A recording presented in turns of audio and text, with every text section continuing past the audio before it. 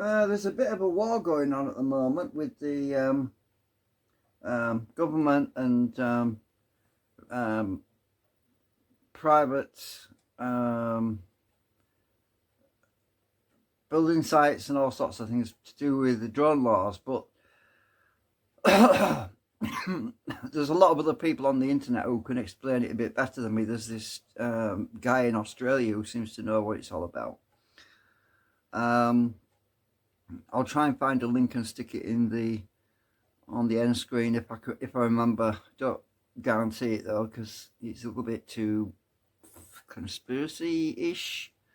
So I'm not sure I should put the link on my video, but you probably know the guy anyway.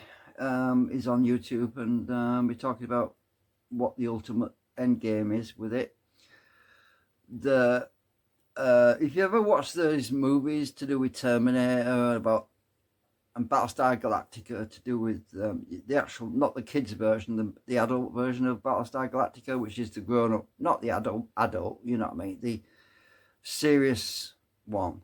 The other one, the original Battlestar Galactica that was on TV, was kids kind of things, you know.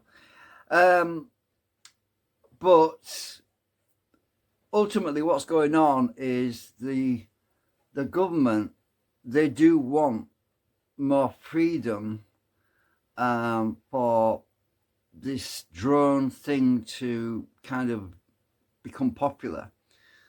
And the reason for that is, in the future they want to have automated deliveries from drones, and obviously need money for that. And where does the money come from? Well, you guessed it, it's us lot paying. When you buy something, when you buy a product, whatever it might be, that money is used to further the development and the infrastructure and the technology. It furthers the technology in such a way that it can be applied to other things, more advanced things. Now, the problem that the government has is that they've got this dream, they have this ambition, this dream to make Britain like an international, like global, technologically advanced country, to do with automation and everything, right?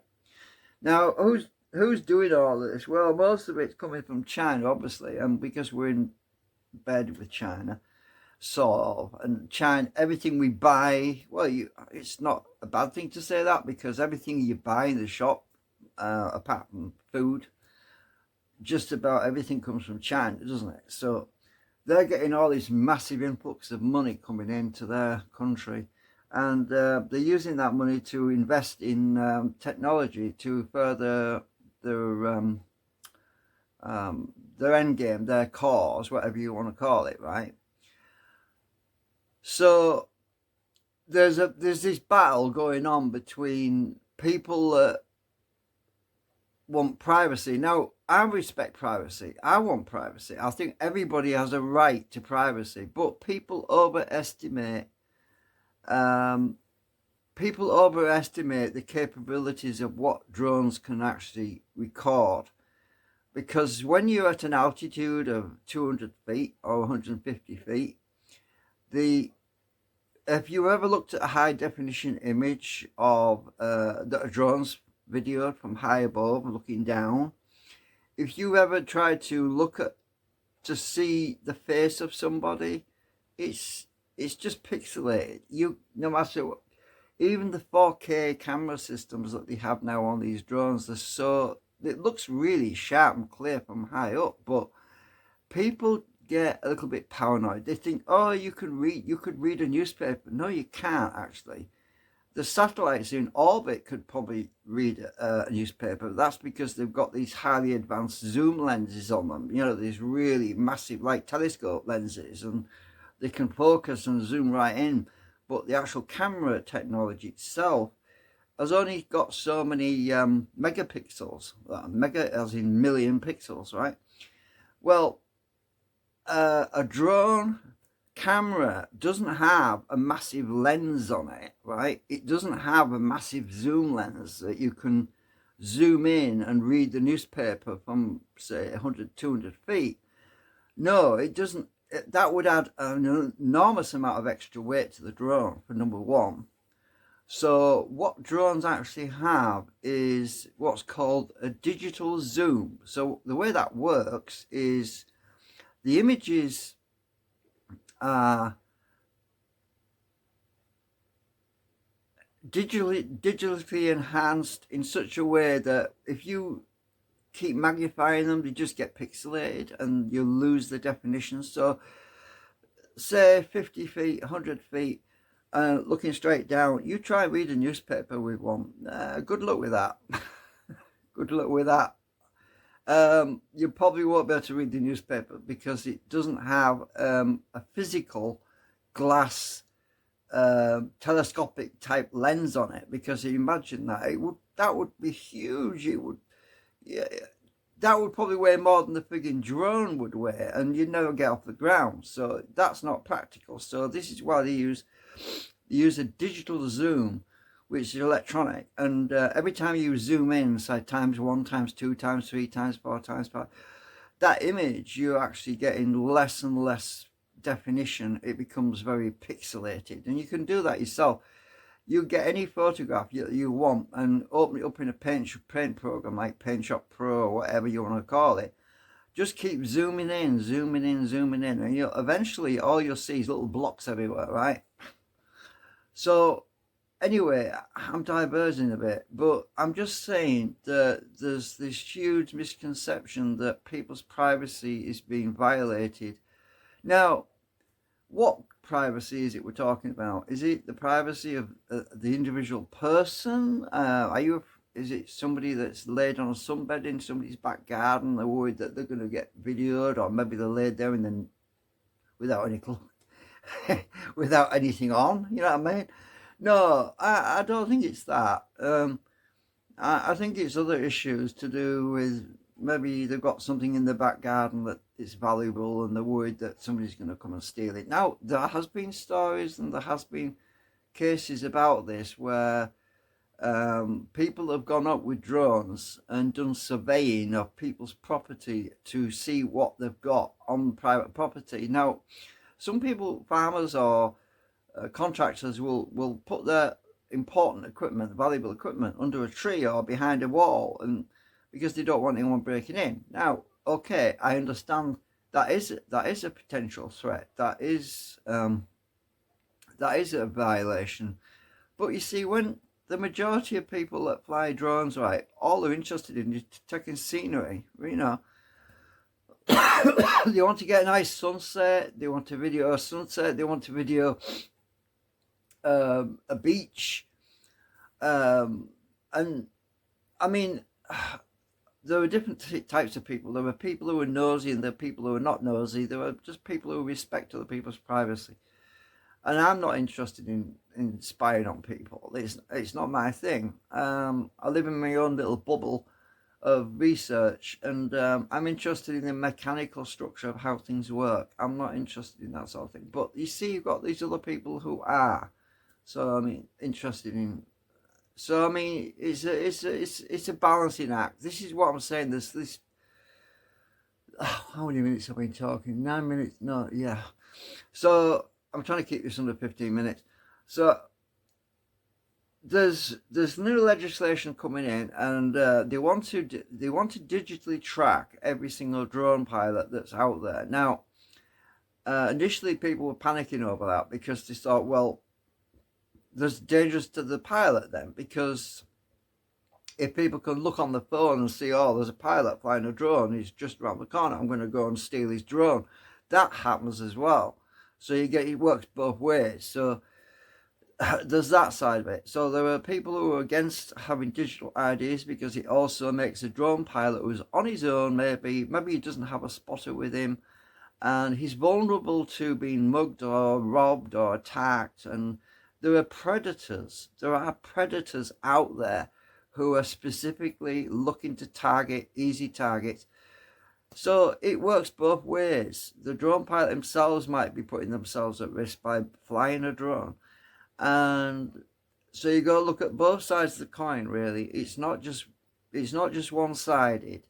It's both. And everybody's who is engaged in an obscure hobby that's unusual is going to attract attention. I mean, every time somebody flies a drone, people start gathering. You know, it's unavoidable. That's what it happens. I was outside just flying. I just wanted to go up and take some video of the North Bay, and a bunch of people came by, and I was trying not to acknowledge them or anything, but I realised they were there, and I shouldn't have said anything, but I did. I just thought it's just a cheap one because I was trying to tone down. I didn't want to show up or anything, and I got into conversation.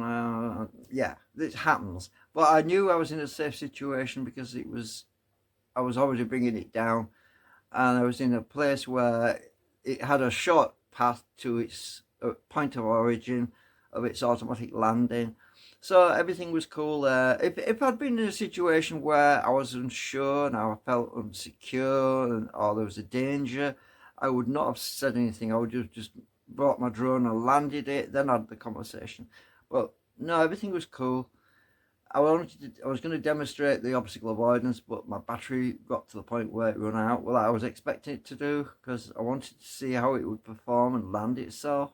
Because that's one of the things that was niggling at my brain. Will this thing, it says in the manual that it will automatically return to home and land, but I wanted to find out if it would actually do that in a safe situation, because if I'm in another situation at some point and maybe a lot more precarious, because there might be situations when you might be on a beach, maybe you want to land, you need to land, but there's a dog jumping around and rah, rah, rah, rah. You can't land because the dog's there. You might, if you come down, your dog's gonna grab your drone and chew it to pieces. So it might be a situation where you want to land but you can't because there's a dog pestering you, or something else is happening, or there's a crowd of people. I can't land. I need to land, and I'm not allowed to land near a crowd of people. And so you're walking away, and then they follow you. All this sort of thing can happen, right? All these situations can happen. You could say to a crowd of people, please don't follow me. You're not supposed to follow me. I need to land away from a crowd. And by the time you've explained it, your drone crashes, right? So there's all that sort of situation that can happen. So you've got to think about everything. My throat's dry. And so what I was saying is there's this new legislation. The government wants to make it more accessible to people because they want to get popularized, basically. But then in a few years' time, they're going to start slapping on all this digital ID stuff. They're going to start slapping on people are going to have to pay to fly and all this. So every time you want to take off, you're going to have to make a payment or something, or it's going to cost you bandwidth on 4G, because your drone's going to be connected to the internet basically through the 4G network. And this guy in Australia was talking about all this, saying that eventually it's going to cost drone people so much money that it's not going to be affordable anymore. Only the rich are going to be able to afford it, and that's probably where we're going to be heading. But in saying that, it's probably a good time, if you want to fly a drone, the best time to fly it is right now, because within 10 years, it's going to be near impossible to fly a drone anywhere without it costing you an arm and a leg, basically. That's what we're hearing. All the conversations going on right now is it's not going to be made illegal. It's not illegal to fly the drone as long as you have your certification, and I have my certification. I have my flyer ID, and that's valid, I think, till May or June next year.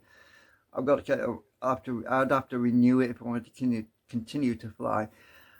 So as long as you obey the rules and you pass the Civil Aviation Authority certificate, which you get, which you need to get in order to get your flyer ID and operator ID anyway. As long as you, how many minutes? Oh my God, I'm at 15 already. The reason I'm limited to 15 minutes is because of bandwidth. Flipping videos get over 2 gigabytes, right? I'm about a gigabyte right now. So I'm probably going to compress this one and edit it. Anyway, that's basically it. The other thing I need to mention before I forget is that there was conversation on the Geeks banner about the fact that a lot of the council laws to do with flying model aircraft and that are actually out of date. They don't cover the fact that modern drones are actually much safer in the fact that they're GPS, they're stabilized by GPS, global positioning system, and they don't cover many of the newer safety that's built into modern drones. A lot of this legislation was brought in regarding hobbyist drones which didn't have GPS, which were just purely fly by stick. It was all just fly by stick. The new stuff tends to be stabilized, so you can let go of the control and it'll just sit there until you tell it what to do. So there's a lot of legislation which is kind of outdated, and apparently a lot of that needs to be sorted out. But the government, obviously, they're in such a mess right now trying to sort all this out. It's probably going to be a few years before that gets updated anyway. Anyway, I've gone on too long, 17 minutes now. Thanks for watching, and I'm trying to keep myself warm. Bye for now.